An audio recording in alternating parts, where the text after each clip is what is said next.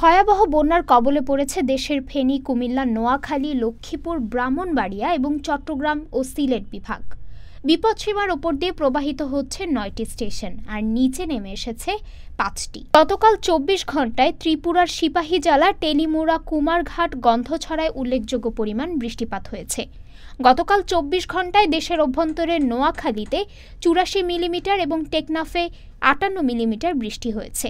এছাড়া ত্রিপুরা প্রদেশের অভ্যন্তরীণ অববাহিকাসমূহে উল্লেখযোগ্য বৃষ্টিপাত পরিলক্ষিত হয়নি এবং উজানের নদ নদীর পানির সমতল হ্রাস পাচ্ছে।